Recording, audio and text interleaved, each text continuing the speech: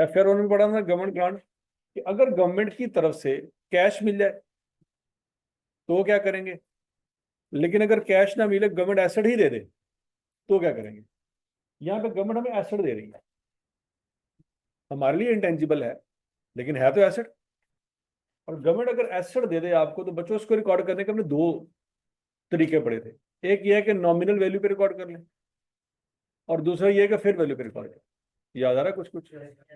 तो बच्चों ये वो वाला पॉइंट है कि आपके पास यहाँ पे दो ऑप्शन है, नॉमिनल वैल्यू पे रिकॉर्ड कर लें या, अब चूंकि उसने कहा एक्सप्लेन, तो एक्सप्लेनेशन में हम दोनों पॉइंट बताएंगे कि भाई IAS 20 के मुताबिक दोनों ऑप्शन अलाउड है। हम इस लेसन को फेयर वैल्यू पे रिकॉर्ड कर लें, फेयर वैल्यू सवाल में बताई हुई है कितनी है जी, और दूसरा ये है कि फ्री ऑफ कॉस्ट है तो हम नॉमिनल वैल्यू पे भी रिकॉर्ड कर सकते, ₹1। समझ लगे। अच्छा, लेकिन अगर हम नॉमिनल वैल्यू पे रिकॉर्ड करेंगे फिर उसकी मोनेटाइजेशन नहीं होगी, क्योंकि ₹1 रिकॉर्ड किया उसकी क्या ही डेप्रिसिएशन चार्ज करनी है। लेकिन अगर आपने उसको फेयर वैल्यू पे रिकॉर्ड किया तो इस लाइसेंस की फिर अमोर्टाइजेशन उतनी ही होगी जितनी उसकी लाइफ है। यहाँ पे कितनी है,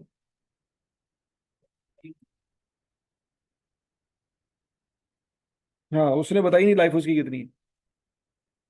ठीक है, तो हम क्या क्या अगर इनडेफिनेट पीरियड के लिए है तो उसकी अमोर्टाइजेशन नहीं होगी। लेकिन जैसे ही गवर्नमेंट अगर कल को फ्यूचर में नई पॉलिसी लॉन्च करती है तो फिर उस वक्त उसकी क्या हो जाएगी, अमोर्टाइजेशन स्टार्ट करता है।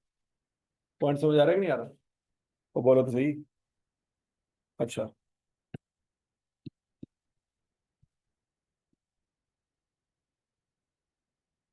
ये देखिए जी पॉइंट पढ़े। Grant of license by the government should be treated as government grant.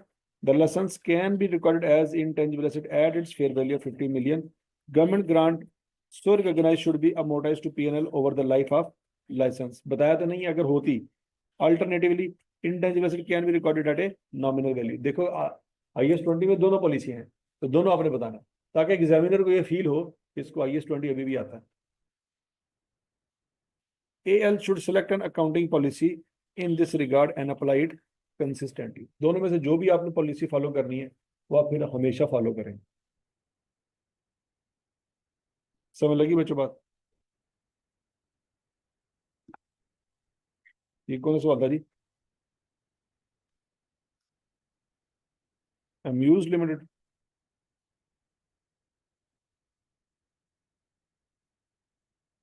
हजम शुद्ध।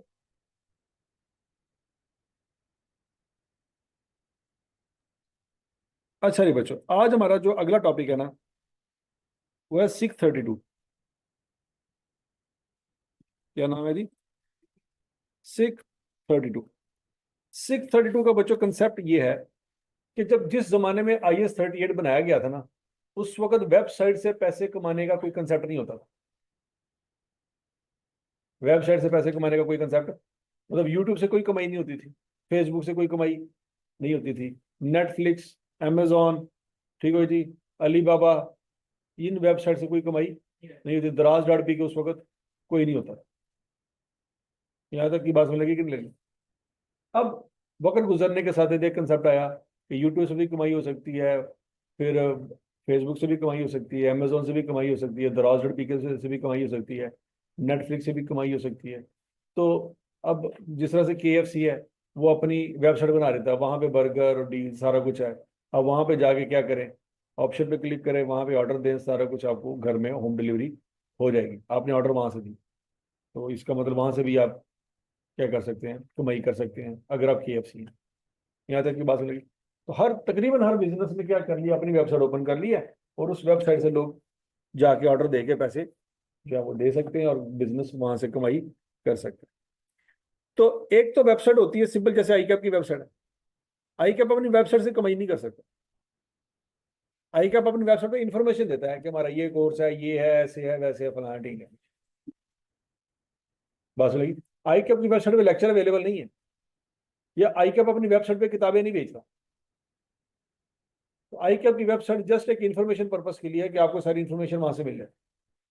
कोई FSC का बच्चा है, मतलब उसने अभी FSC के सेकेंड ईयर के पेपर दिए, अब उसको CA के बारे में कोई इन्फॉर्मेशन चाहिए, तो कोई बता रहता है यार आई कैप जैसी एक बॉडी है, मेरा ख्याल है पाकिस्तान में, वो CA को डील करता है। तो वो आई कैप गूगल पे खोलता है तो वो वेबसाइट मिल जाती है, वहां से उसको CA की इन्फॉर्मेशन मिल जाएगी। वहां से वो कोई कोर्स बाय नहीं कर सकता, बात में लगी। लेकिन मुख्तलिफ किस्म के कॉलेजेस ने क्या किया, वो अपने पोर्टल बनाए हुए हैं। तो कॉलेज में जो बच्चे आगे पढ़ रहे हैं वो तो पढ़ रहे हैं, लेकिन वो पोर्टल से भी कमाई कर सकते। तो कॉलेज का पोर्टल और आई कैप की वेबसाइट में फर्क है।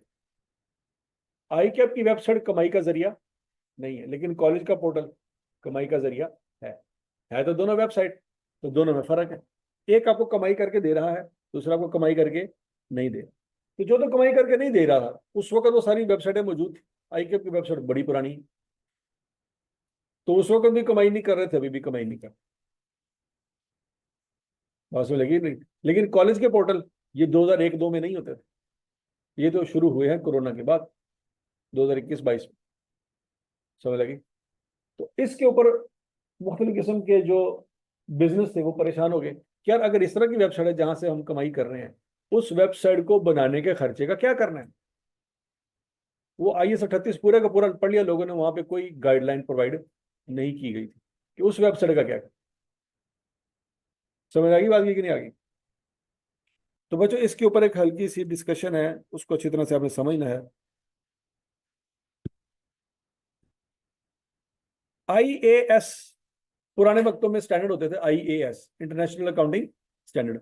अगर उन इंटरनेशनल अकाउंटिंग स्टैंडर्ड में कोई इंफॉर्मेशन मिसिंग हो, वक्त गुजरने के साथ साथ कंपनियों को मसले मसाले आना शुरू हो जाएं, तो वो फिर बोर्ड को जाके कंप्लेन करते थे कि भाईजान हम एक ऐसी चीज बना रहे हैं, स्टैंडर्ड में उसका कोई जिक्र नहीं है कि उसका क्या करें। तो फिर उसके ऊपर एक्सप्लेनेशन जारी करते थे, स्टैंडर्ड नहीं जारी करते थे। वो क्या करते थे, एक छोटा सा मसला आ गया तो छोटे से मसले को डील कर लेते थे, उसके लिए स्टैंडर्ड की जारी नहीं करते थे। उसको कहते थे SIC, standard interpretation committee. Interpretation committee, वो कमेटी की बैठती थी, उस मसले का हल निकाल के बता रहे थे। फिर नए जमाने में IAS का नाम चेंज कर दिया बोर्ड ने, क्या रख दिया, IFRS। तो फिर वो उसके अंदर अगर मसला आ जाए तो उसके ऊपर अगर वो इंटरप्रिटेशन जारी करेंगे तो उसका नाम क्या रखेंगे, IFRIC, international financial reporting interpretation committee. पुराने वक्तों में क्या होता था, SIC, नए जमाने में क्या होता है, IFRIC, अगर इंटरप्रिटेशन करनी पड़ जाए स्टैंडर्ड्स। चूंकि इंटेंजिबल एसेट पुराना स्टैंडर्ड है, तो उसके ऊपर जो उन्होंने इंटरप्रिटेशन जारी की उसको क्या कहेंगे, SIC। समझ लगी बात। अच्छा, अब वेबसाइट की बात करें बच्चों। वेबसाइट दो तरह की होती है। एक तो आपने बनी बनाई वेबसाइट ले ली, परचेज। तो चूंकि आपने बनी बनाई वेबसाइट ले ली तो आपने पैसे पे किए, आपने पैसे, तो cost can be measured reliably. दूसरा, उस वेबसाइट से फायदा होना होगा तभी तो लिए। अगर तो फायदा ना होना होता तो आप क्यों पैसे लगा रहे हैं। इसका मतलब future economic benefit are probable. तो लिहाजा चूंकि एसेट की दोनों बातें मीट हो रही हैं, तो जो परचेज वेबसाइट है वो क्या होगी, एसेट है। उसमें तो कोई टेंशन वाली बात नहीं है। हाँ जी,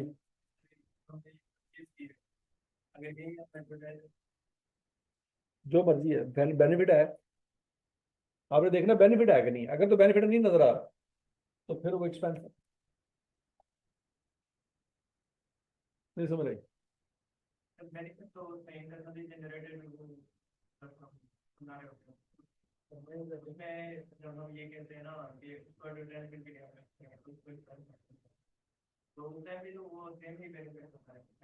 आपने ली क्यों, कोई ना कोई फायदा तो होगा ना।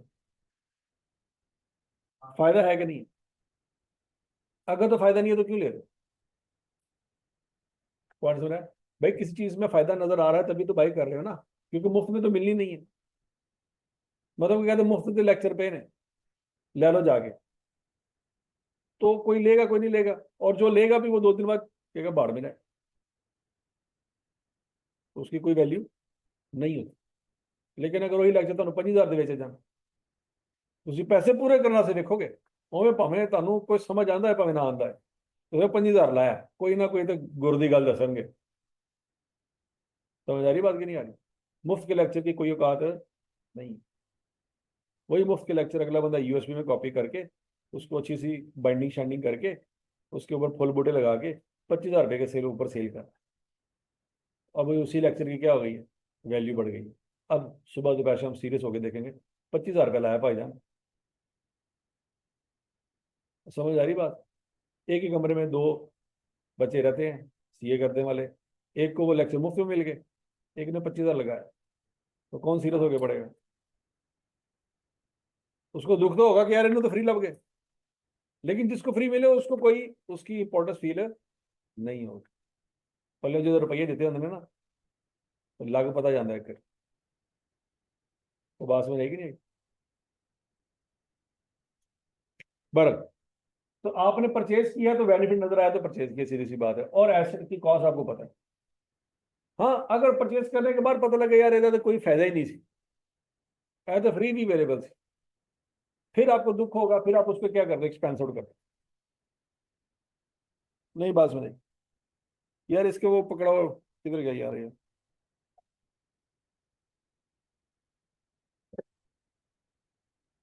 किधर गया टीए, बुलाई यार दोनों, किधर गायब हो गया? अच्छा जी, उसके बाद जी इंटरनली, एक तो यह परचेज आपने परचेज की है, दूसरा क्या है, इंटरनली डेवलप आपने खुद बनाई है, वहां पे पंगा है। ये ऐसे ही जैसे इंटरनली जनरेटेड इंटेंजिबल एसेट, उसमें हमने पढ़ा था कुछ रिकॉर्ड कर सकते, कुछ रिकॉर्ड। अब अगर आपने खुद वेबसाइट बनाई है तो स्यापा यहाँ पे वही है कि कॉस्ट कैसे पता चलेगी कितना खर्चा है, और अगर हम कॉस्ट पता कर भी लें तो ऑडिट वाले मान लेंगे कि नहीं मान लेंगे? समझ लगी बात? तो बच्चों, इंटरनली डेवलप के आगे दो सिनेरियो हैं, कौन कौन से? इंटरनल यूजेज और एक्सटर्नल यूजेज। यहां तक की बात सुन लगी? इंटरनल यूजेज से क्या मुराद है कि आपने वेबसाइट बनाई है लेकिन कॉलेज के अंदर ही, कंपनी के अंदर इस्तेमाल हो रही है, बाहर वाली दुनिया के लिए अवेलेबल नहीं है। और एक्सटर्नल यूजेज, यूजेज के बाहर वाली दुनिया के लिए भी अवेलेबल है। फर्क समझ आ गया जी? इंटरनल यूजेज के लिए अगर आपने वेबसाइट बनाई है तो आप उसको एसेट के तौर पे रिकॉर्ड करेंगे अगर रिकॉग्निशन क्राइटेरिया मीट हो रहा है। क्या मतलब है? पहले रिसर्च की होगी, फिर डेवलपमेंट की गई होगी, डेवलपमेंट करते करते वो 6 पॉइंट अलग से, टेक्निकल कॉम्पिटेंसी है, रिसोर्सेज अवेलेबल हैं, यूज कर सकते हैं, एबिलिटी टू सेल है, वगैरह वगैरह। इधर इधर चार्जर लाते हैं। समझ आ गई बात? तो अगर वो रिकॉग्निशन क्राइटेरिया मीट होगा तो इंटरनल यूजेज के लिए भी यही चार्जर पकड़ना, इसका स्विच इधर लगा, उसका मुझे पकड़ा दे, उत्ते ला दे, नहीं लग सकता, नीचे लगा दे।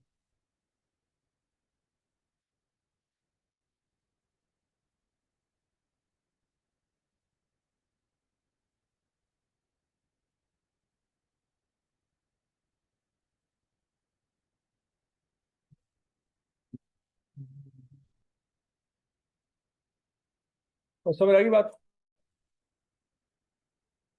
अच्छा जी, तो अगला पॉइंट, एक्सटर्नल यूजेज के लिए जब आप बना रहे हैं, पब्लिक के लिए बना रहे हैं, तो उसमें फिर आगे मजीद दो ऑप्शन। क्या सिर्फ आपने एडवर्टीजमेंट करनी है,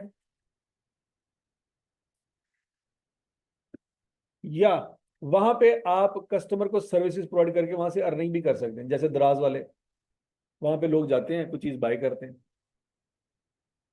तो उस वेबसाइट से कमाई भी हो रही है। ठीक हो गया? और उस वेबसाइट पे आगे कस्टमर कंप्लेन करते हैं और कंप्लेन को आप फिर रिजॉल्व भी करते हैं। बस दराज से आपने चीज परचेज की है लेकिन उसका कलर वो नहीं था जो वेबसाइट पे शो हो रहा था, आप कहते हैं मैंने वापस करनी है, तो वेबसाइट पे जाएंगे ना, या उनके गोदाम में चले जाएंगे? वेबसाइट पे जाएंगे, तो इसका मतलब कस्टमर सर्विस भी वहीं पे मिल रही है, कमाई भी वहां पे हो रही है। दो बातें समझ आ गई?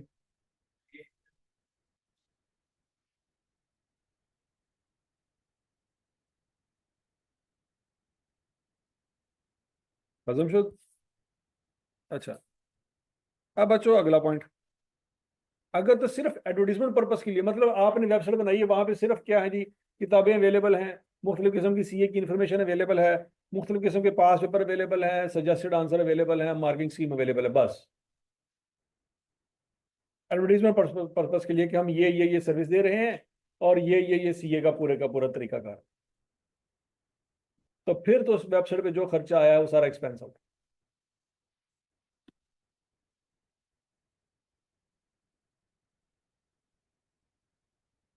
तो सारे सारा खर्चा क्या है जी, एक्सपेंस ऑफ।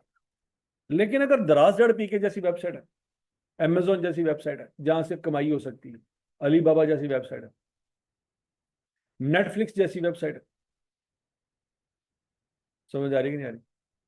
तो अगर आपने उसको बनाया है, और या यूट्यूब जैसी वेबसाइट है, अगर आपने उसको डेवलप किया है, तो फिर आप वहां पे सिर्फ एडवर्टीजमेंट नहीं कर रहे, आप वहां से कमाई भी कर रहे हैं। यूट्यूब वाले यूट्यूब बना के वेले बैठे हुए हैं, कमाई कर रहे हैं कि नहीं कर रहे? दराज वाले कमाई कर रहे हैं, अमेजोन वाले कमाई कर रहे हैं, ठीक है जी।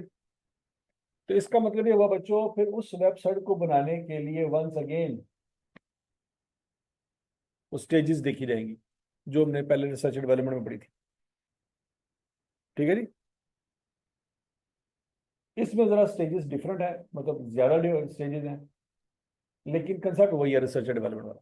वहां पे 3 स्टेजेस थी, रिसर्च, डेवलपमेंट और कमर्शियल प्रोडक्शन। यहाँ पे भी वही है, मेन कंसेप्ट वही है। सबसे पहले आपने करनी है प्लानिंग।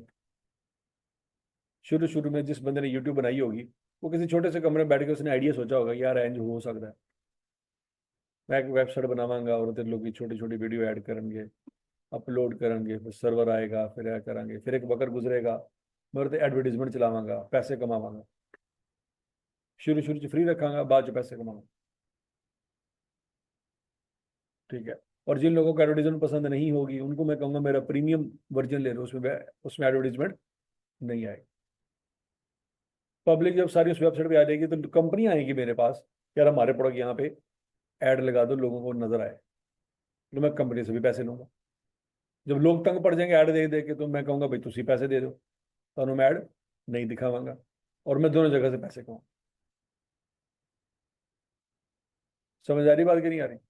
तो उस बंदे ने कभी ना कभी बैठ के क्या किया होगा, प्लानिंग की होगी। उस प्लानिंग में हो सर उसको 6 महीने लगे हों, उन 6 महीने में रोटी पानी खर्चा जो भी उसने किया वो सारे का सारा क्या है, एक्सपेंस। क्यों? प्लानिंग के बाद उसने क्या, अगर लानत भेजा, काम ही गंदा है, चुप करके नौकरी कर दें, तो लिहाजा वो एग्जीक्यूट नहीं कर सका। प्लानिंग तो उसने की थी पूरी। जैसे आप लोग चाय के खोखे पे बैठ के पूरा बिजनेस मॉडल सोच लेते हैं कि अभी हो सकता है, वो भी हो सकता है, वो भी हो सकता है, अभी यहाँ भी कर लांगे, फलां भी कर लांगे, लेकिन जब करने की बारी आती है तो चुप करके तुम क्लास आके बहन दो, क्या चलो चुप करके तो पढ़िए, बहुत हो गया बिजनेस। समझ लगी? तो प्लानिंग तो हर 2 मिनट बाद आपके दिमाग में चल रही होती। पॉइंट एग्जीक्यूट आपने क्या किया, ये मैटर करो। तो प्लानिंग पे जितना खर्चा है वो सारा क्या है, एक्सपेंस है। फिर उसके बाद एप्लीकेशन, एप्लीकेशन और इंफ्रास्ट्रक्चर डेवलपमेंट। उस बंदे ने जिसने यूट्यूब बनाने का सोचा होगा, उसने अब अपने आइडिया को अप्लाई किया होगा। कैसे? उसने खर्चा करना शुरू किया होगा कि एक वेब सर्वर परचेज करदा, मैं कंप्यूटर घर लैके आना, मैं वेबसाइट के डोमेन में रजिस्टर करवाना यूट्यूब के नाम से, कि भाई जरा एड्रेस है मेरा, उसके पैसे लगाए। तो जब वो ये हरकत कर रहा होगा ना, तो उसके यार दोस्त कहेंगे यार बाकी सीरियस है, असली सिर्फ गल्ला कर रहे सी, लेकिन ये बंदा वाकई सीरियस हो गया। तो उसकी सीरियसनेस जब पता चलेगी ना कि वाकई सीरियस है, तो फिर वो चीज जो हो जाएगी वो डेवलपमेंट फेज होगी, ठीक है जी। तो डेवलपमेंट फेज में आने वाला खर्चा कैपिटलाइज होगा, अनटिल अनलेस पता चल जाए कि क्राइटेरिया मीट नहीं हुआ। कौन सा? वही 6 पॉइंट वाला,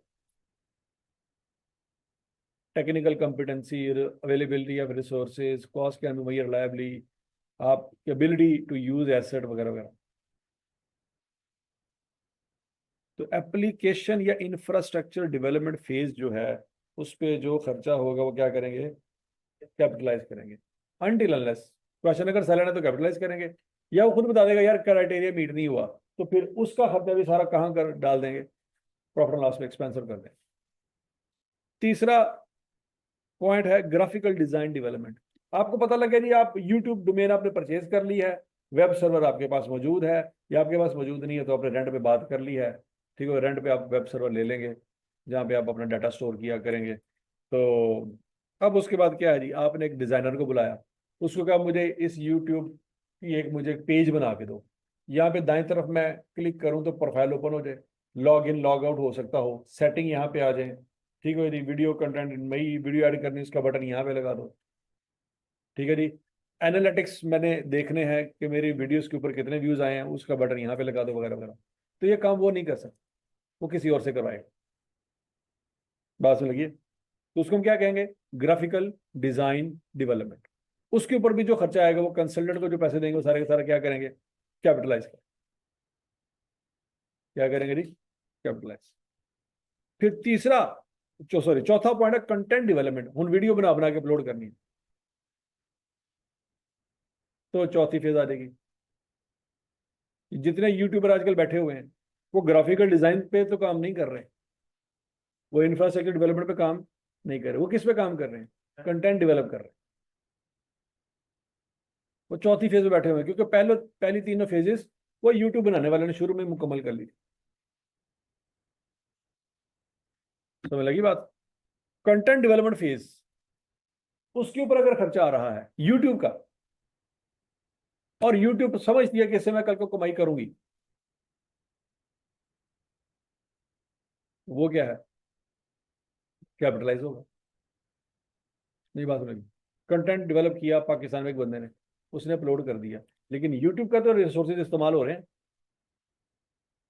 क्या नहीं हो रहे हैं? और यूट्यूब कल को क्या करेगी? अगर उस बंदे की वीडियो वायरल होगी, मिलियंस में चली गई है, तो उसकी वीडियो पे ऐड भी आएंगी, और वो यूट्यूब फिर क्या करेगी? कंपनियों से पैसे लेगी ऐड चलाने का। तो यूट्यूब का खर्चा तो हो रहा है, लेकिन पैसे भी आ रहे हैं। खर्चा क्या हो रहा है? ये वीडियो यूट्यूब के किसी सर्वर पे पड़ी है, सर्वर का रेंट पड़ रहा है। समझ रही कि नहीं आई? तो उसको खर्चा बर्दाश्त करना पड़ रहा है, लेकिन कल को फायदा भी होगा। इस पे आने वाला खर्चा जितना भी है वो सारे का सारा क्या होगा? कैपिटलाइज।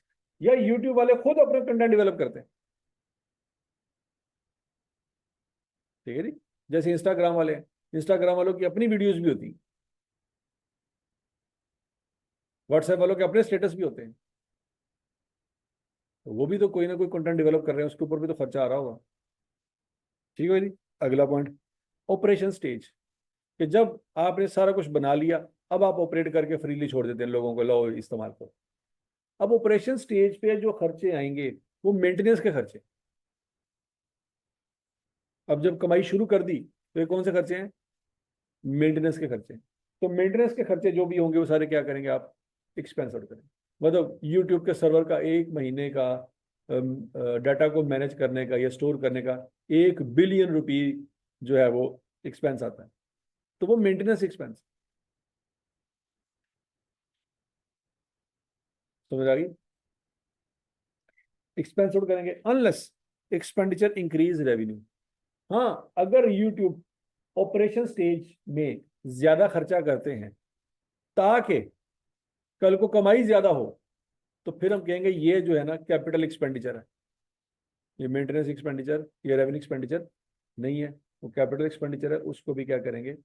हम एसेट की कॉस्ट का हिस्सा बनाएंगे। ये ऐसे ही है बच्चों, जैसे आपने बिल्डिंग बना ली, ओके, 5 करोड़ का खर्चा आ गया, मेंटेनेंस तो कर रहे थे बिल्डिंग की, बिजली का खर्चा, चूना चूना का खर्चा, सिक्योरिटी गार्ड, अगला पिछला, छोटे मोटे मसले मसाइल आ गए हैं, रिपेयर एंड मेंटेनेंस का खर्चा कर रहे हैं।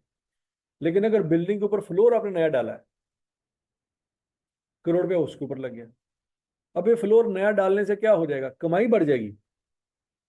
तो फिर वो फ्लोर नया डालने का जो खर्चा है, कर तो ऑपरेशन के वक्त ही रहे ना, ऑपरेटिंग एक्टिविटी के अंदर ही आ रहा सारा कुछ, लेकिन बरल उससे रेवेन्यू बढ़ जाएगा, तो वो आपका खर्चा जो है वो प्रॉफिट एंड लॉस में नहीं जाएगा, कहाँ जाएगा? बैलेंस शीट में जाएगा। वही पॉइंट यहाँ पे लिखा हुआ है। ऑपरेशन स्टेज में आने वाले नॉर्मल खर्चे प्रॉफिट एंड लॉस में जाते हैं, लेकिन अगर ऐसा काम, ऐसा खर्चा करके अगर आपका रेवेन्यू बढ़ रहा है, तो फिर वो प्रॉफिट एंड लॉस में नहीं जाएगा, कहाँ जाएगा?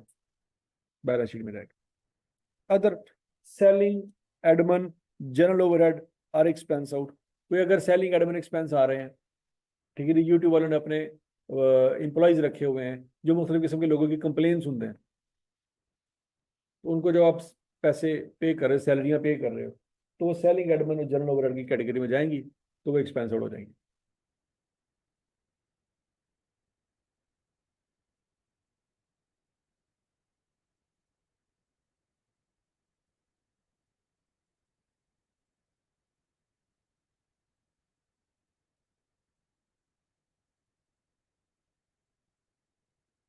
ये 5 स्टेजेस समझ आई बच्चों? कौन कौन सी? Planning, application, infrastructure development, graphical design development, content development, operation stage और बाकी अदर्स। ठीक हो गया जी? अच्छा जी, SIC कुछ सिनेरियो में अप्लाई नहीं होता, वो भी आपने याद रखना। कहाँ कहाँ अप्लाई नहीं होता? Purchasing, developing and operating hardware.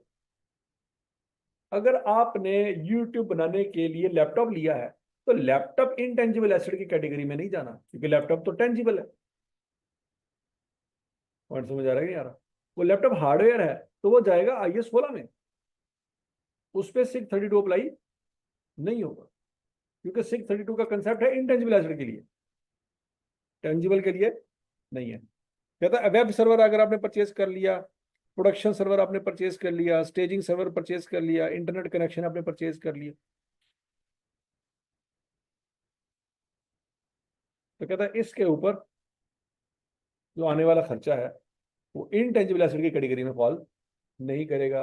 उसके ऊपर क्या अप्लाई होगा? IS 16, क्योंकि वो सारी चीजें टेंजिबल है।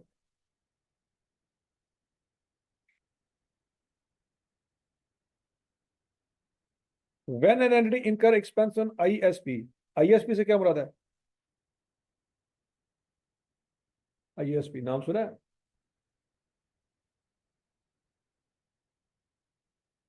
What is ISP? खोते हो, इंटरनेट सर्विस प्रोवाइडर। अच्छा, ठीक है जी। ये जिन लोगों से आपने नेट का कनेक्शन लिया हुआ। व्हेन एन एंटिटी इनकर expenditure on ISP hosting the entities website, it is expense out.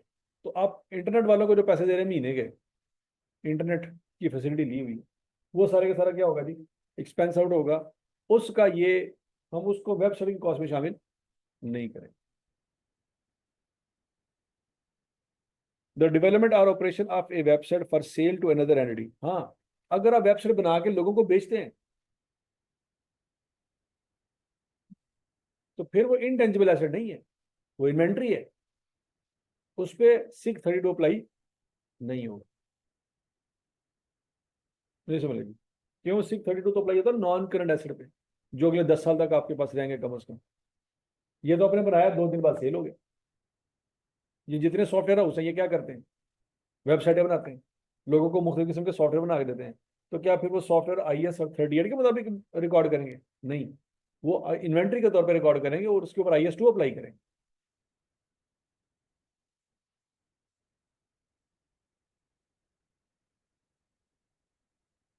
और लीज एसेट मतलब ऐसे इंटेंजिबल एसेट भी होते हैं जो लीज पे दिए जाते हैं।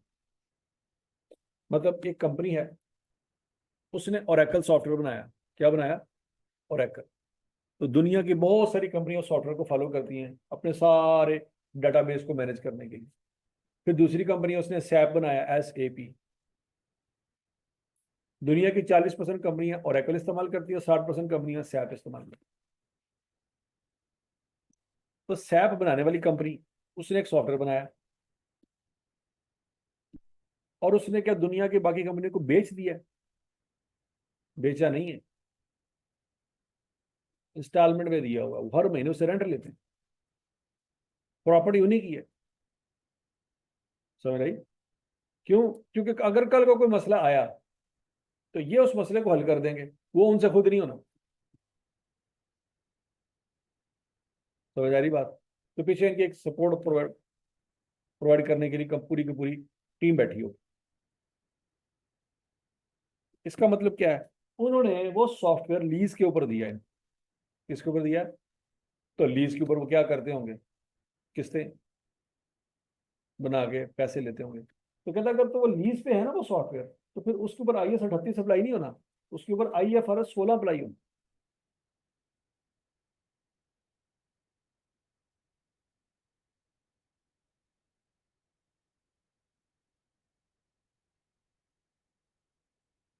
और यहाँ तक की बात से लगी बच्चों?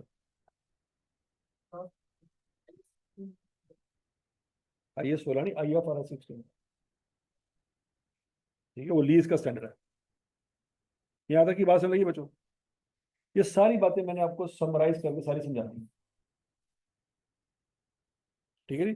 632 डज नॉट अप्लाई वगैरह वगैरह सारी बातें आपको मैंने पढ़ा दी है, घर जाके पढ़ लोगे इसको। अच्छा, अब बच्चों ये टेबल बड़ा इंपॉर्टेंट है, इसमें मुख्तलिफ किस्म की बातें लफ्ज इस्तेमाल हुए हैं। वो लफ्ज हो सकता है पेपर में इस्तेमाल होता है, आपको पता नहीं चाहिए कि किस स्टेज की बात हो रही है। फॉर एग्जाम्पल, प्लानिंग स्टेज का कैसे पता चलेगा कि प्लानिंग स्टेज है या नहीं। अंडरटेकिंग फिजिबिलिटी स्टडी, आप फिजिबिलिटी स्टडी कर रहे हैं, ये वर्ड यूज करता है क्या पेपर में, तो फिजिबिलिटी स्टडी का वर्ड कहाँ पे यूज हुआ पड़ा है, प्लानिंग स्टेज है, तो हम कहेंगे प्लानिंग स्टेज है, इसमें जितना खर्चा आया प्रॉफिट लॉस में जाएगा। Defining hardware and software specification, उसी प्लानिंग फेज में आप सोचते हैं कि यार कितने जीबी की रैम चाहिए, कितने जीबी का प्रोसेसर चाहिए, मेरे पास ग्राफिक कार्ड कौन सा हो, वगैरह वगैरह। ये भी आपने सिस्टम लिया नहीं है, आप सोच रहे हैं कि सिस्टम में क्या क्या स्पेसिफिकेशन चाहिए, डिफाइन कर रहे हैं हार्डवेयर को। पॉइंट समझ आ रहा है कि नहीं आ रहा। Evaluating alternative products and supplier, laptop केड़ा लेना है, एचपी वाला लेना है कि डेल वाला लेना है कि एप्पल वाला लेना है, अल्टरनेटिव प्रोडक्ट्स भी आप ट्राई कर। कहते ये सब कुछ भी जो आप कर रहे हैं प्लानिंग स्टेज ही है। सिलेक्टिंग प्रेफरेंसेस, कौन सा बेहतर रहेगा, कौन सा सस्ता पड़ेगा, कौन सा नजदीक पड़ेगा जल्दी आ जाएगा, वगैरह वगैरह। ये सारी बातें बच्चों चाय के ढाबे पे बैठ के हो रही होती, ऐ करांगे इंज करांगे, ऐ हो जाएगा उंज हो जाएगा, रुपया क्यों नहीं लगता, ठीक है जी।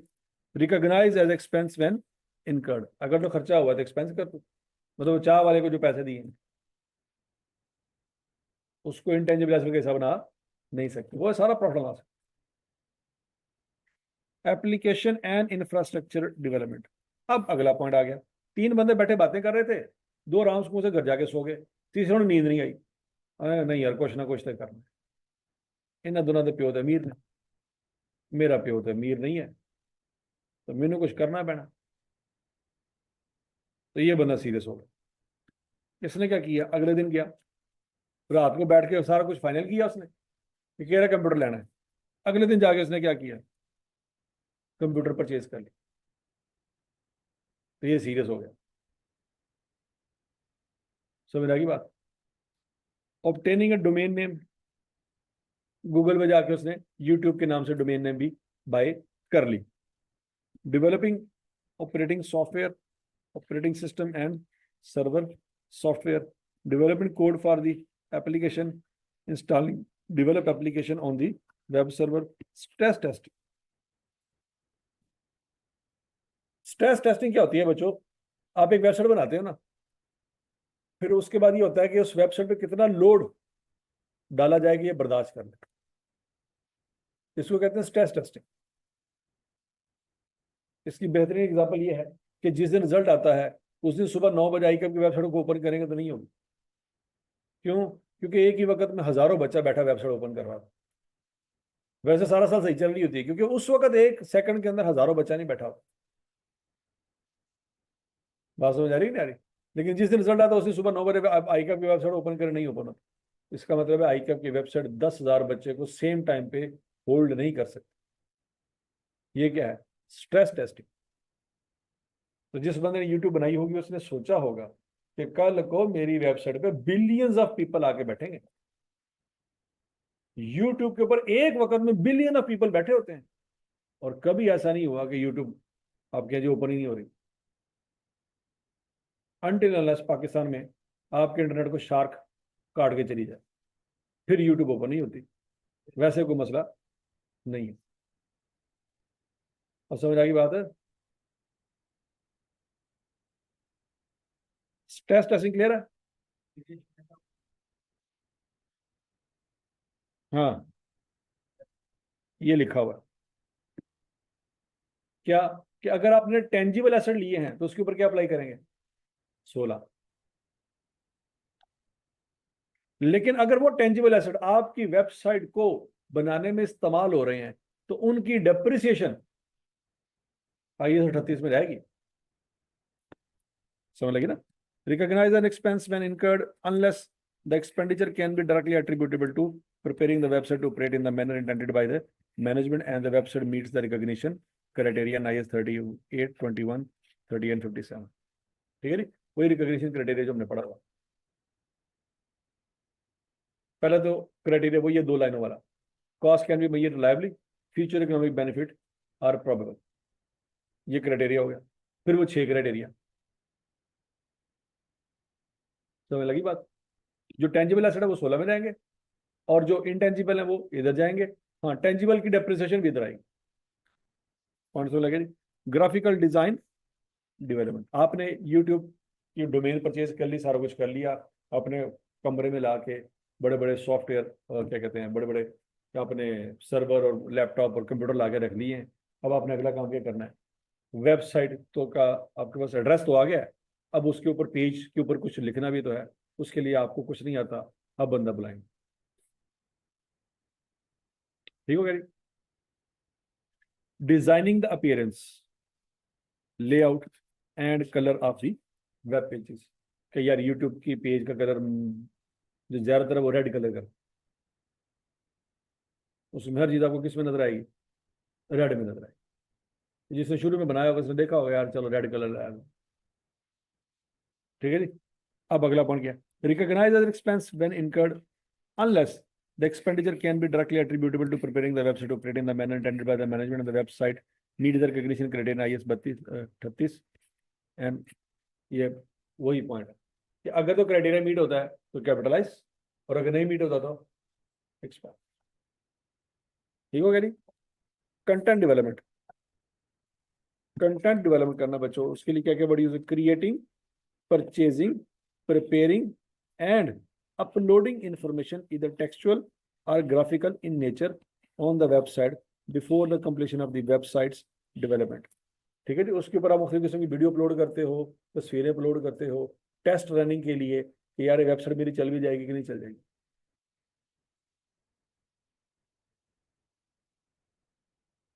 ठीक है जी। तो इसका भी बच्चों वही कंसेप्ट है, अगर रिकॉग्निशन क्राइटेरिया मीट होता है तो कैपिटलाइज करेंगे, नहीं मीट होता तो क्या करेंगे? एक्सपेंस आउट करेंगे। Example of content include information about an entity, products or service offer for sale and topics that subscriber access। कि भाई एंटिटी क्या है, मतलब जिस तरह से ऑर्गेनाइजेशन की हिस्ट्री होती है, विजन होता है, मिशन होता है, अबाउट, ठीक हो गया जी, सीए, स्टूडेंट्स, मेंबर्स, जिस तरह से आई के की वेबसाइट के मुख्तलिफ किस्म की टैब्स होती हैं। ठीक है जी। वो आप कंटेंट डेवलप किया होगा ना किसी ने, तभी तो उसमें ऐड किया होगा, फिर उसमें तस्वीरें ऐड हुई पड़ी हैं, कुछ वीडियोस भी आ रही होती हैं। ठीक है जी, समझ लगी बात। ये content develop. Operating, updating, graphic and revising content. Operating, operating का मतलब क्या है? अब ऑपरेट हो गई है, अब क्या होगा? वक्त गुजरने के साथ कुछ चीजें ऑब्सोलीट हो जाएंगी तो उसको चेंज करना होगा। पिछले साल प्रेसिडेंट कोई और था आई कैप का, उसकी फोटो आ रही थी, इस साल प्रेसिडेंट कोई और है तो अब उसकी फोटो चेंज करनी है, तो फिर दोबारा बंदे को बुलाया जाएगा, यार नवे प्रेसिडेंट की फोटो खींच, वो वेबसाइट पर अपलोड कर, पिछली डिलीट मार दे। तो क्या है जी? ऑपरेटिंग एक्सपेंस है। ठीक है जी। पुराने वक्तों में एएफसी होता था, अब क्या है? पीआरसी है। तो क्या करो? एएफसी को डिलीट मारो, पीआरसी का पास पेपर अपलोड करो। अभी पीआरसी में 5 पेपर हैं, अगले साल होंगे 3 पेपर, तो 2 पेपर डिलीट मारो, 3 पेपरों को चेंज करो। तो ये क्या हो रहा है? वेबसाइट में रद्दो बदल हो रहा है। बात समझ लगी कि नहीं लगी? Updating graphics and revising, I cap ने अपना लोगो चेंज कर दिया, तो फिर आई कैप की वेबसाइट के ऊपर भी क्या हुआ होगा? लोगो चेंज करना होगा, ग्राफिक्स चेंज किए। Adding new function, feature and content. पुराने वक्तों में ऑनलाइन बैंकिंग पेमेंट की ऑप्शन नहीं होती थी, अब उसकी भी ऑप्शन है। पुराने वक्तों में फॉर्म फिजिकली जमा कराना था, अब ऑनलाइन में जमा करा सकते हैं। तो ये क्या हुआ? वेबसाइट में इंप्रूवमेंट की गई। समझ आ गई बात? Registering the website with search engine, backing up data, reviewing security access, analysing usages of the website. ये सारी बातें याद रहेंगी बच्चों आप? पेपर में जब सवाल आएगा तो देखना पड़ेगा ये कौन सी स्टेज की बात हो रही।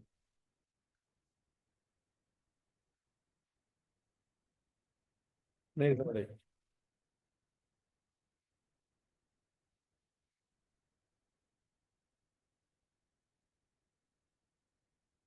क्लियर है?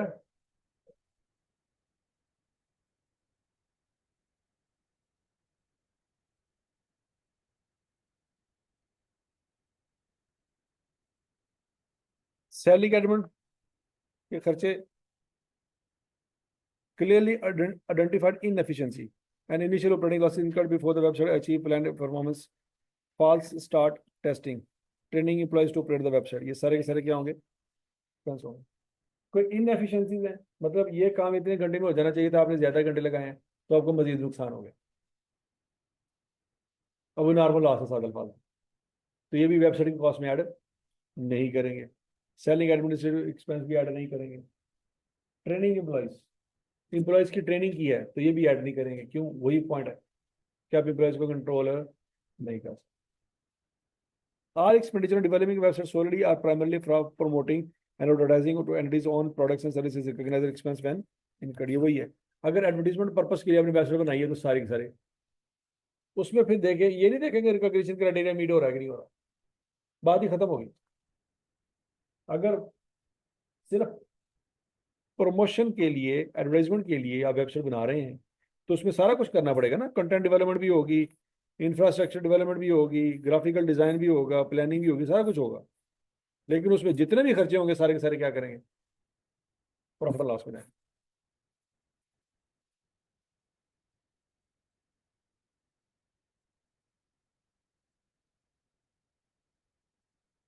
यहाँ तक की बात समझ लगी बच्चों? अब इसके ऊपर सवाल आएगा। Zinc Limited, a broadcasting company, following information pertains to ZL's intangible asset। On Yekam January 2018, ZL bought an incomplete research and development project from B Tech at its fair value of 90 million। The purchase price was analyzed as follow। 30 million research में लगा, 60 million development में लगा। ये वाला topic तो आप पढ़ चुके हैं ना कि इन प्रोसेस R&D बाय किया है तो उसका क्या करना है। ये सीधा सीधा 90 मिलियन कहाँ जाएगा बच्चों? बैलेंस शीट में जाएगा। Subsequent expenditure incurred on this project are as follow. 10 million की रिसर्च मजीद की, 48 मिलियन की डेवलपमेंट की। 10 मिलियन कहाँ जाएगा और 48 मिलियन कहाँ जाएगा? क्राइटेरिया देखेंगे। अगर क्वेश्चन साइलेंट है तो फिर ये 48 भी बैलेंस शीट में जाएगा। अब आगे पढ़ते हैं। Recognition criteria for capitalisation of development was met on यकम मार्च 2018। अच्छा, ये खर्चा फिर कब से कब हुआ? All cost are incurred evenly from यकम January 2018 till project completion date. It means 31 August 2018। तो यकम जनवरी से बच्चों 31 अगस्त तक खर्चा हुआ है। कितने महीने खर्चा हुआ है? तो इसको क्या करेंगे? मल्टीप्लाई कैसे करेंगे? 6 से क्यों करेंगे? मार्च से क्राइटेरिया मीट हो गया था। मार्च, अप्रैल, मई, जून, जुलाई, अगस्त, 6 महीने। ठीक है जी। It is expected that newly developed technology will provide economic benefit to ZL for next 10। पहला पॉइंट समझ आ गया? आसान है कि मुश्किल है? आसान है। कितनी वैल्यू प्रॉफिट लॉस में जानी है, कितनी वैल्यू बैलेंस शीट में जानी है, फाइनल होगी सीधी सीधी। अच्छा, अब अगला पॉइंट ये है कि कब यह मुकम्मल हो गया था, उसके बाद क्या करेंगे? अमोर्टाइजेशन चार्ज करेंगे। तो अमोर्टाइजेशन चार्ज करने के लिए कॉस्ट फाइनल होना जरूरी है। तो पहले कॉस्ट फाइनल करें, कितनी बनती है? 90 ये वाली, और 36 ये वाली, ऐसी है। टोटल कॉस्ट कितनी हो जाएगी? उसको किस में डिवाइड करेंगे? फिर क्या करेंगे? 4/12। कितनी डेप्रिसिएशन आ जाएगी?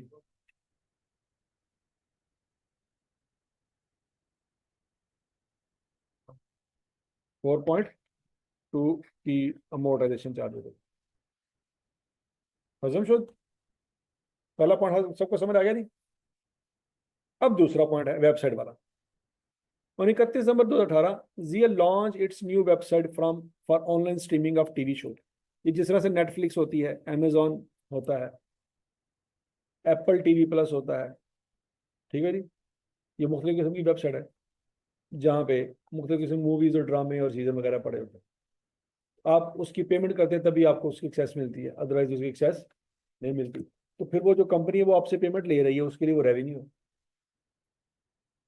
समझ आएगी नहीं? तो वही बात है बच्चों कि ये कंपनी ने एक वेबसाइट लॉन्च की है जिसके ऊपर TV show, movie and web series पड़ी हुई है।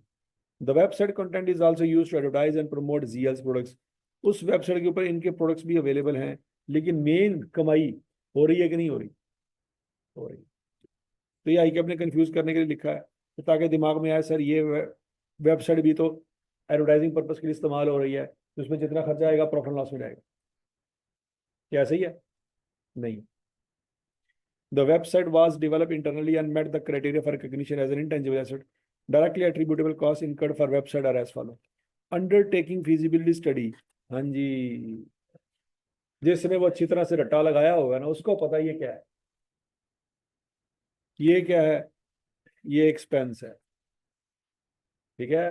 तो आई कैप के एग्जामिनर ने वो सारा पेज पढ़ के सवाल बनाया, तो जवाब भी वही बच्चा दे सकते जिसको सारा पेज आता होगा।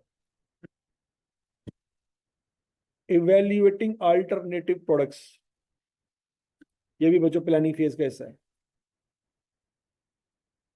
प्लानिंग फेज में आखिरी लाइन यही लिखी हुई है। एक्वाजिशन ऑफ वेब सर्वर्स, ये कैपिटलाइज तो होगा, लेकिन ये आईएस 16 में जाएगा। ये टेंजिबल एसेट है। कौन सा एसेट है? टेंजिबल एसेट है। रजिस्ट्रेशन ऑफ डोमेन नेम, ये कैपिटलाइज होगा, लेकिन क्या ये 16 में जाएगा? ये फिजिकल, इसकी प्रॉपर्टी नहीं होती, ये इंटेंजिबल है। समझ आ रही बात? Stress testing to ensure that website operate in the intended manner. हाँ जी, स्ट्रेस टेस्टिंग कहीं पड़ी हुई है। क्या करेंगे? कैपिटलाइज करेंगे। Designing the appearance of web pages, capitalise. Development cost of new content related to online streaming, operating है। तो ये क्या करेंगे 11 मिलियन को? Advertising and promoting GS products, ये एक्सपेंस होगा। समझ आएगी बात? एडवर्टाइजिंग ऑफ द वेबसाइट, ये एक्सपेंस होगा।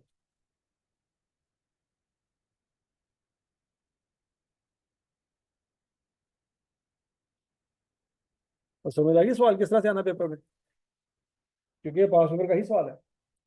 तो बताएं जी, वेबसाइट के फाइनल कितनी कीमत बनती है?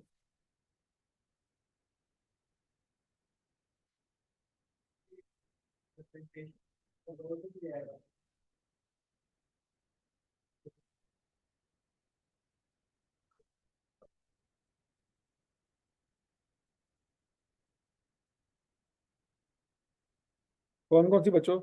ये 2, 3, 5, 11। क्या आंसर आता है? चेक कर ले, शाबाश। हाँ, किस दिन ये कंप्लीट हुई?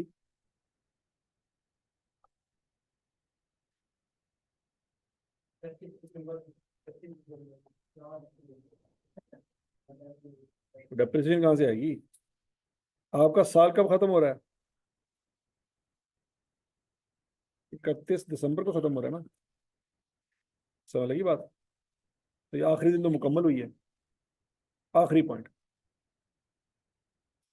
During 2018 the licensing authority intimated that broadcasting license of one of GL channel will not be further renewed. ये पॉइंट में पड़ा हुआ है। The license is renewed after every 5 years। तो कहते नॉर्मल पुराने वक्तों में हर 5 साल बाद लाइसेंस क्या हो जाता था? रीन्यू। अब उन्होंने कह दिया भाईजान ये मजीद रीन्यू नहीं हो सकता। GL had bought this license for indefinite period on यकम जनवरी 2012। वो उन्होंने लाइसेंस बाय कर लिया था, हर 5 साल बाद फ्री में रीन्यू हो जाता। हर 5 साल बाद फ्री में क्या हो जाता था? रीन्यू हो जाता था। Up to last year, this license was expected to contribute to Zia's cash inflow for indefinite period। जब हमें पता था कि अगले 100 सालों तक चलता रहेगा, तो बच्चों हमने आइडिया लगा लिया कि अन्य पैसे आने हैं। अन्य पैसे आने हैं। लेकिन अब अचानक हमें आके मैसेज क्या मिला है कि भैया आखिरी दफा रीन्यू तुसी कराया सी, इस तो बाद रीन्यू, अब टेंशन बढ़ गई है, अब अगले 100 साल का रेवेन्यू नहीं मिलना। क्या फ्यूचर में मिलने वाले इनफ्लो इफेक्ट हो रहे हैं? तो यहां से एक टेंशन होनी चाहिए। क्या? आवाज नहीं आई। इम्पेयरमेंट। समझ आ रही है? इंडिकेटर है इम्पेयरमेंट का। जब भी किसी एसेट की लाइफ कम हो जाती है ना, तो ये इंडिकेटर होता है किस चीज का? Impairment. As on 31 December 2018 the recoverable amount of this license was assessed at 105 million. देखो, अमोर्टाइजेशन तो हम चार्ज करेंगे ही करेंगे। अमोर्टाइजेशन चार्ज करने के बाद उसकी कैरिंग वैल्यू को रिकवरेबल अमाउंट से भी कंपेयर करेंगे। यहां तक की बात सुन लगी? ये लाइसेंस लिया कब था? रीन्यू कब किया होगा?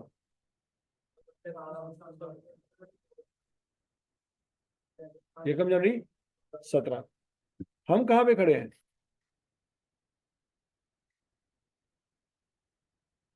तो इसका मतलब इस 1 साल तो मजीद गुजर गया ना फिर 17 के बाद।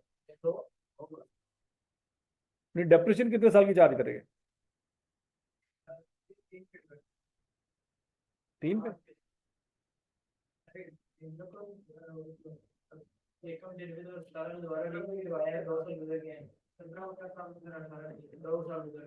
सत्रह का साल गुजर गया, क्या उसकी डेप्रिसिएशन चार्ज कर सकते हैं? क्यों नहीं कर सकते?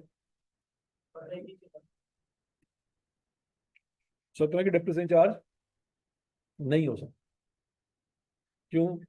उसकी फाइनेंशियल में पिछले साल पब्लिश हो चुकी है। हम तो 18 में खड़े हैं ना, हमें तो इस साल पता लगा ना ड्यूरिंग 2018।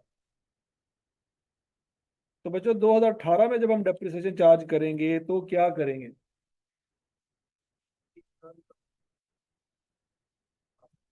किस पे डिवाइड करेंगे बच्चों? 4 पे डिवाइड करेंगे। करना तो 5 पे चाहिए था, लेकिन मसला ये 2017 में पता नहीं था, पता लगा 2018 में, तो फिर 4 पे डिवाइड करेंगे। नहीं समझे? यह है चेंज इन एस्टिमेट।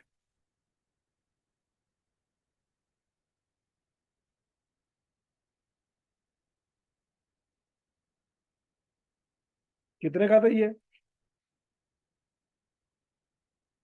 तो डेप्रिसिएशन कितनी आ जाएगी बच्चों? तो कैरिंग वैल्यू कितनी निकल आएगी? 1। लेकिन रिकवरेबल अमाउंट क्या है? क्या इम्पेयरमेंट लॉस भी हो रहा है? कितना हो रहा है थी? तो बच्चों अमोर्टाइजेशन भी चार्ज होगी और इम्पेयरमेंट लॉस भी हो रहा है।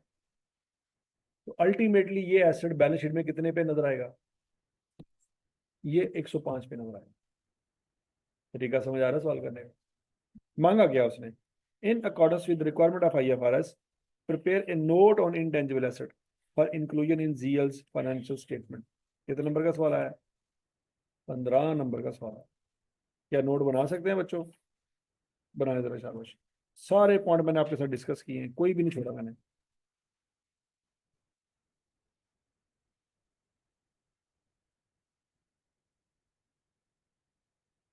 सबसे पहले तसल्ली से पहले वाला पॉइंट कर लें, फिर दूसरे वाला कर लें, फिर तीसरे वाला कर लें।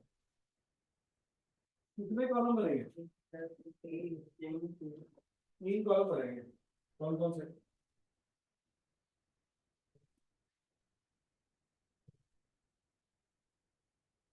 हाँ?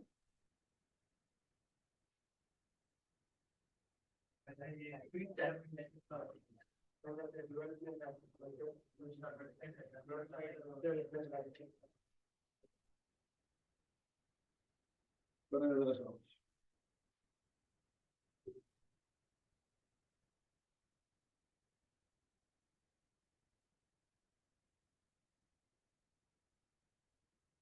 हाँ नहीं,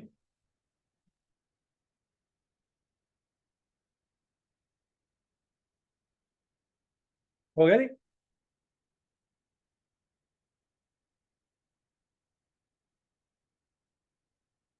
क्या क्या आंसर निकाला, बताएं बताएं जरा।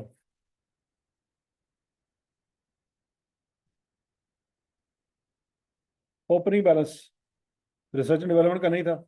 वेबसाइट का भी नहीं था, लेकिन लाइसेंस का था, क्योंकि वो कई सालों से हमारे पास पड़ी हुई थी लाइसेंस। एडिशन, 126 कहाँ से आई, ये बात समझ आ गई। 21 कहाँ से आई, ये बात भी समझ आ गई। तो डिस्पोजल में कुछ भी नहीं है, क्लोजिंग बैलेंस निकाल लिया, 126, 21 और 150। अब अमोर्टाइजेशन, ओपनिंग बैलेंस किसी का भी नहीं था, ये दो एसेट तो थे ही नहीं, उसकी डेप्रिसिएशन चार्ज कभी की नहीं। इस साल 126 वाले एसेट की बचो डेप्रिसिएशन चार्ज की, कितनी की, 4.2, याद है, यहाँ पे निकाली भी थी हमने, मेरा ख्याल है ये।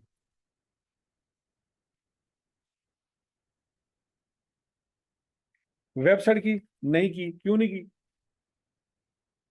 31 दिसंबर को तो मुकम्मल हुई है, उसकी मोटाइजेशन की बारी नहीं आई। यह 37.5 कहाँ से आया, 150 को किस पे डिवाइड किया था, 4 पे डिवाइड किया, ठीक हो गया। फिर उसके बाद अमोर्टाइजेशन के नीचे बच्चों इंपेयरमेंट भी आनी है। इसकी इंपेयरमेंट कितनी हुई थी, 7.5 हुई थी, याद आया कुछ कुछ। तो बच्चों टोटल क्लोजिंग बैलेंस कितना आ जाएगा, 4.2 इसका, इसका है ही कुछ नहीं, तो इसका आ जाएगा 45। अब आपने निकालनी है कैरिंग वैल्यू। तो कैरिंग वैल्यू कैसे निकलेगी, 126 में से 4.2 माइनस करें, 121.8, 21 में से 0 माइनस करें, 150 में से 45 माइनस करें, तो 105। नीचे दो तीन बातें लिखनी होती हैं, लाइफ 10, नॉट अवेलेबल 4, 5 नहीं लिखेंगे, 4 ही लिखेंगे। अमोर्टाइजेशन मेथड स्ट्रेट लाइन, उसका नहीं है, उसका भी क्या है, स्ट्रेट लाइन, ठीक हो गया। और तीसरे वो मॉडल आता होता है, मेजरमेंट मॉडल, कॉस्ट मॉडल और कॉस्ट मॉडल, ठीक है जी। ये आपका सवाल समझ आ गया, इसमें कोई मसला मसाइल। कितने नंबर का सवाल आया था बच्चों ये, 15 नंबर का सवाल है। कर सकते हैं कि नहीं कर सकते,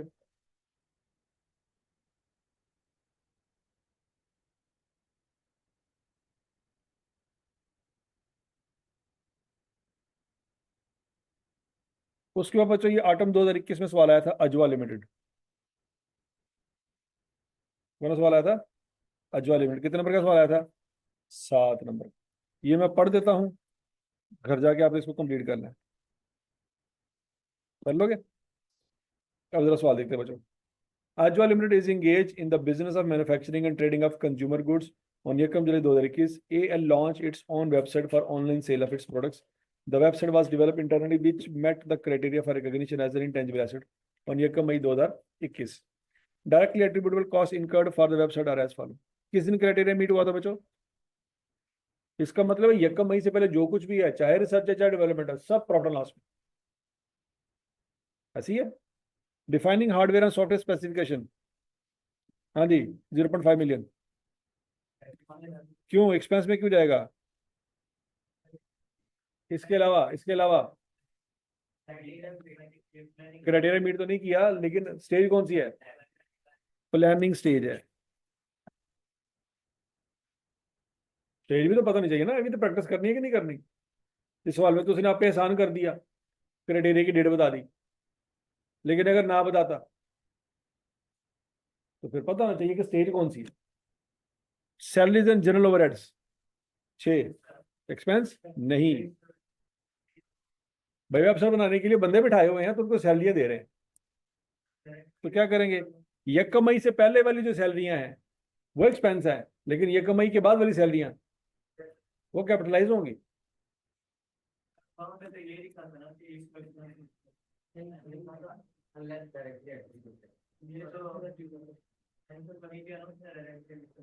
और अल्लाह क्या बंदा, ये सैलरियां किसको दे रहे हैं, सिक्योरिटी गार्ड को।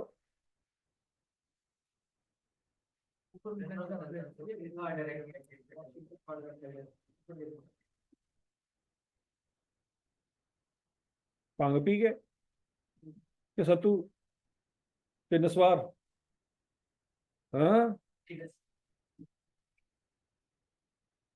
तो मुझे जनवरी से लेके यकम मई तक जितनी भी सैलरी है वो सारी प्रॉफिट लॉस में, लेकिन कितने महीनों की सैलरी बैलेंस शीट में जानी है, 2 महीने, कौन कौन सी, मई और जून, समझ आई है। तो इसको डिवाइड किस पे करेंगे, मल्टीप्लाई किससे करेंगे, तो मैं लग रहा है सवाल नहीं सही होना जब पेपर जा गया। Development of content,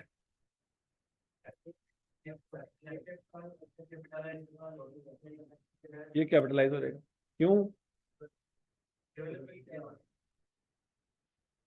registering website with search engine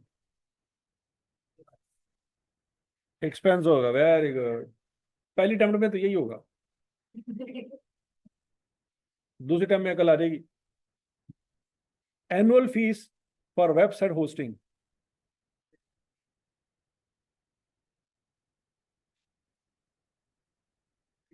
ये ऑपरेटिंग एक्सपेंस है, जिसको मेंटेनेंस एक्सपेंस भी कहते हैं। सादा अल्फाज में वो पीटीसी वालों को पैसे दिए।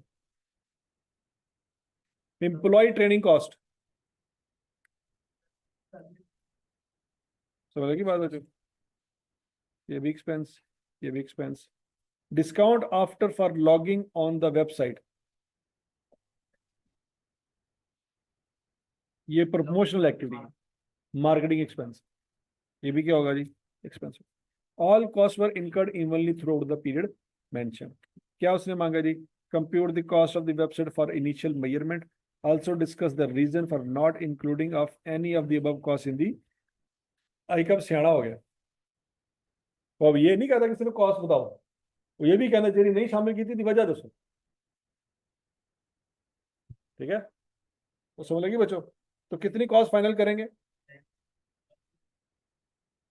10। ठीक हो गया। कौन कौन सी शामिल नहीं करेंगे बच्चों?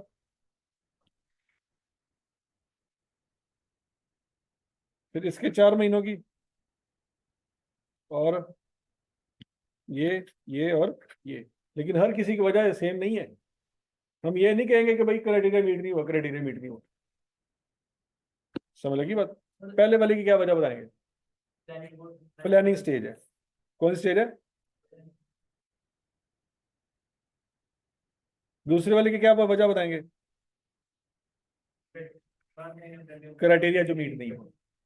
एनुअल फीस, ये ऑपरेटिंग एक्सपेंस है, इतनी चवल मारने का क्राइटेरिया मीट नहीं हुआ। एम्प्लॉय ट्रेनिंग कॉस्ट, हम कहेंगे इस पे कंट्रोल नहीं है। डिस्काउंट ऑफर, प्रमोशन, आसान था, ये तो क्लास ही हो गया।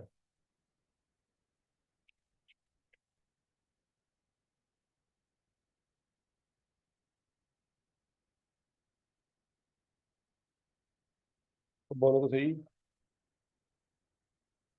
हो गया जी, आसान था। अच्छा जी बच्चों, अब ये क्वेश्चन है स्फीयर लिमिटेड। कौन सा लिमिटेड? Sphere limited.